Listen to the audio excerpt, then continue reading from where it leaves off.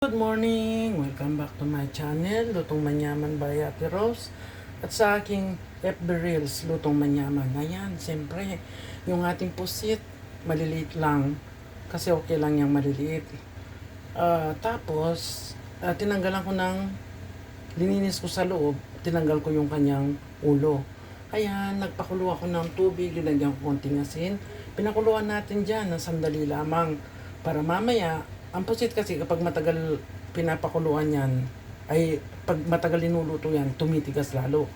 Kaya pinakulo ko na siya dyan, maya-maya unin na natin para pag giginisa natin, hindi na natin patatagalin yon para hindi siya magiging rubber kapag kinagat mo siya. Okay na yan. Sinara ko na yung kalan at aanguin ko na ang ating pusit. Tapos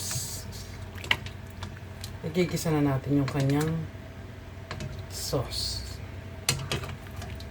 Hindi ko na sinama yung ulo para hindi masayang yung ulo. I-adobo ko na lang para may makain si Papsi. Alam niyo si Papsi, ayaw niya yung mga iba-ibang luto. Gusto lang niya adobo. Ayan na. Ayan na siya. Mamaya, igisa natin. Para di masayang yung ulo ng pusit. Ayan, i-adobo ko siya. Ginisa ko na sa bawang sibuyas at naglagay na ako ng 2 dahon na laurel. At dahil ko konti lang siya. Ayan. Para di masayang. Kasi ayaw ko siyang sama doon. Baka manitin yung ating ano. At saka, gusto pala ni Papi ito. Gusto niya yung pusit.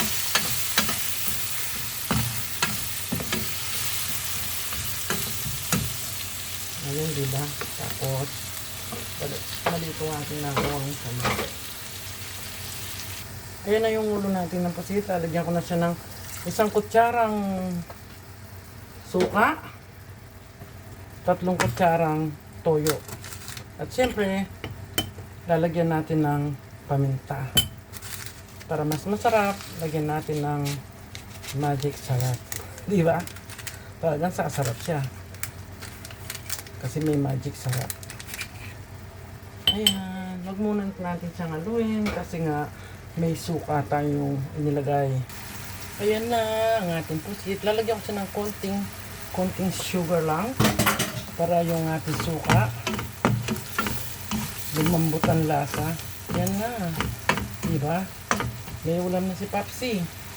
Sigurado ayaw niya yung mga lulutuin. Alam mo si Papsi. Ibang taste niyan. Kaya ayan. May ulam na siya. Parang dinuguan lang, di ba? Ayan. Sarap. Magluluto rin ako ng bangus mamaya. Ayan na. Tapos isusunod natin yung isa nating recipe sa ating pusit.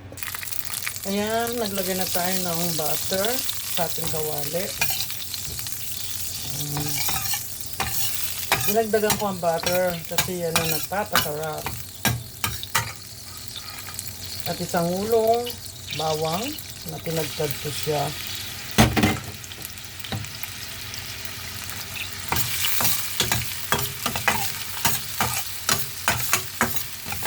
Medyo sunugin natin para mas malasa siya, para mas masarap. Ayan, nag-brown na yung ating bawang. Lagyan na natin yung ating tomato paste. Bango naman. Grabe. Lagyan na natin bawang.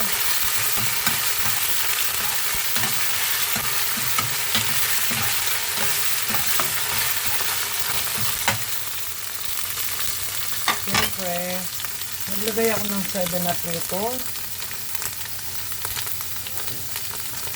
Yung ating oyster sauce, linagyan ko siya ng 7-up. Para manamis-namis siya. Pinagsama-sama ko na yung toyo, oyster sauce, at saka 7-up. At ito na rin yung ating paminta. Mapaminta ko. Masarap yan. Diba? Pinakulo ko na yung ating pusit kanina. Kaya malambot na yon.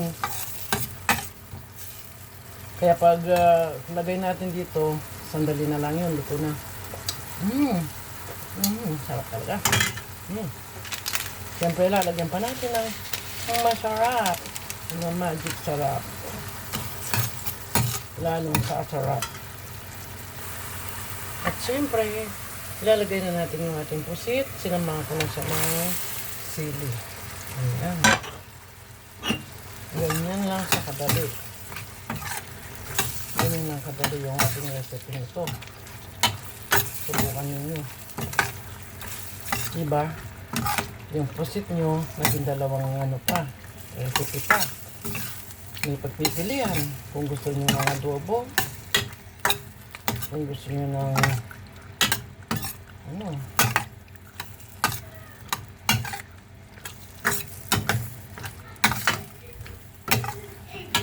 ang sarap niya. Ang sarap nito. Wow, diba? Yummy, yummy, yummy. Manamis na miss siya. Gawa nung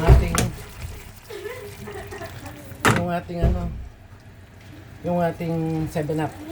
Sakto lang ang alat niya, yung konting toyo, konting oyster sauce. Kaya yan, tama-tama ang kanyang timpla. Ayan na.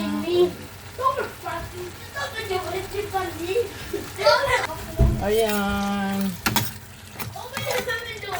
Sarap nito. Dahil butter ang ating pinagluto. Ayan, oh. Diba?